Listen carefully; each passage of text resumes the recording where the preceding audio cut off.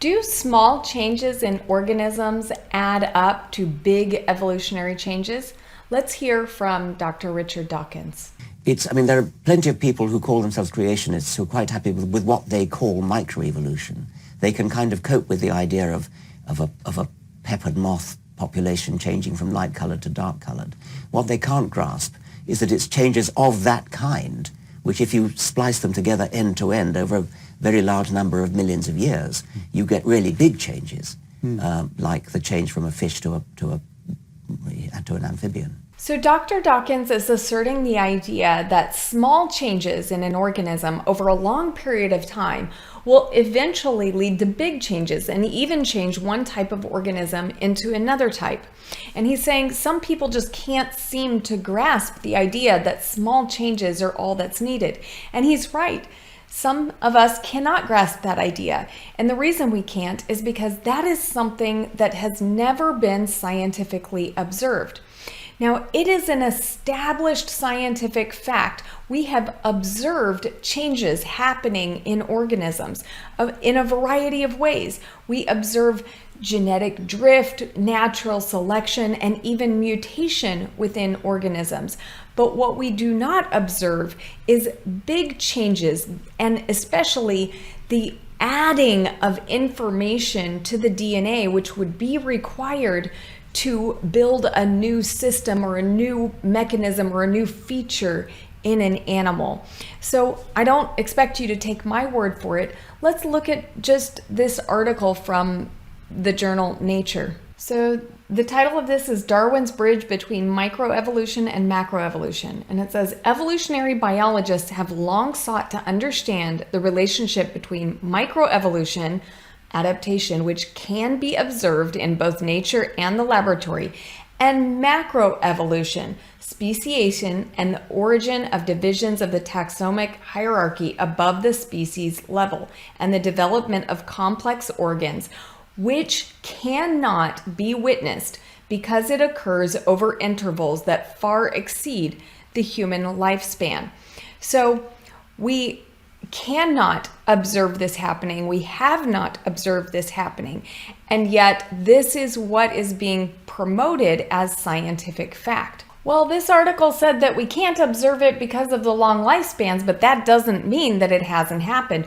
Well, that's true. It could have happened, but usually we don't go around calling something a scientifically established fact unless we have evidence, and good evidence, that it actually occurred. Well, remember, we need something to happen in organisms that's more than just a point mutation that may provide some benefit to the organism in a specific environment. We need something that will actually build new systems in organisms. I mean, we're talking about we've got life that has to build itself from the ground up. So we need a mechanism that will be able to do that.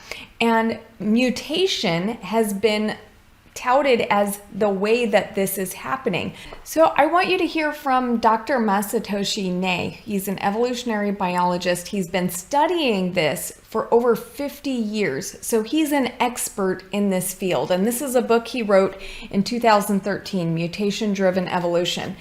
And this is what he says about what we know about how new genetic systems have been formed in organisms, okay, by evolution. He says, evolution of these genetic systems is obviously very complicated, and our understanding of the evolutionary mechanism is very poor. At the present time, what we can do is to study the evolution of each component multigene family and speculate the possible course of evolution of interaction between different gene families.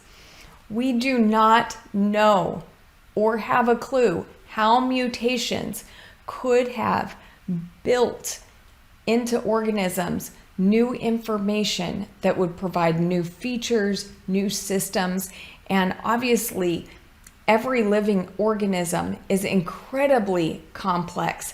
So there is no evolutionary understanding of how this process could have happened.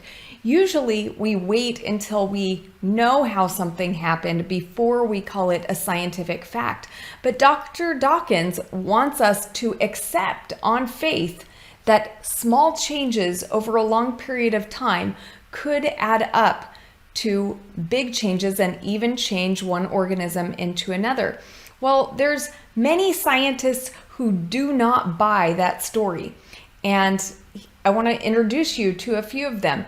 This is Dr. Michael Behe talking about mutations and what they actually do within an organism. In short, helpful mutations are not a DNA upgrade. Getting a newer smartphone is an upgrade. It's more helpful because it has completely new features.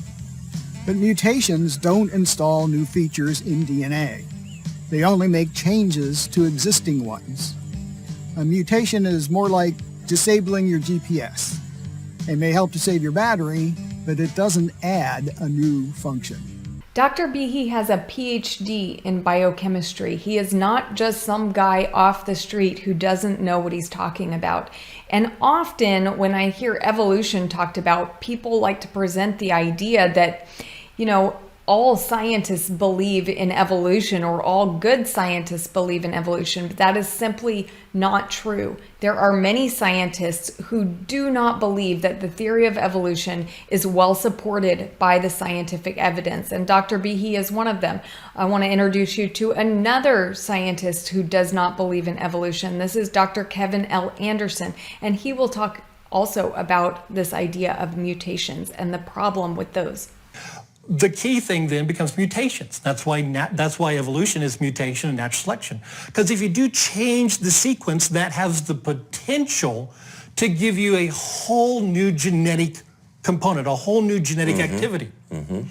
But when we look at mutations that cause antibiotic resistance in bacteria, what they are is mutations that eliminate transport proteins, eliminate enzyme activities, eliminate functionality of certain proteins, eliminate, reduce, cut down, eliminate. See, is there a trend here? And so what we see, and I can go on and on, what we see is repeatedly what the evolutionist community does is they offer example after example after example of what they claim, here's how evolution works. No, it's not. Because what you're doing is you're taking pre-existing systems and knocking them out or reducing them. You're not explaining how they evolved to begin with.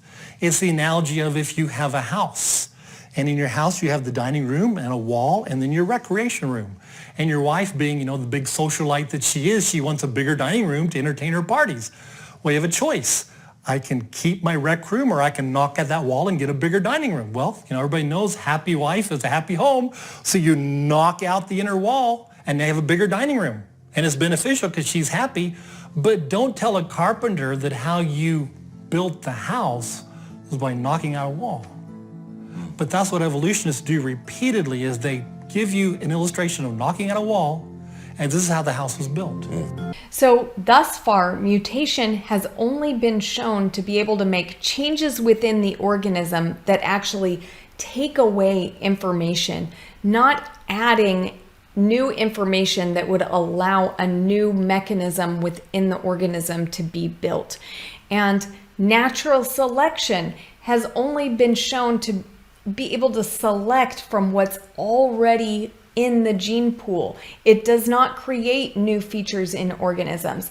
Thus far, we have not scientifically observed a mechanism by which large changes can happen in order to change one organism into another type of organism.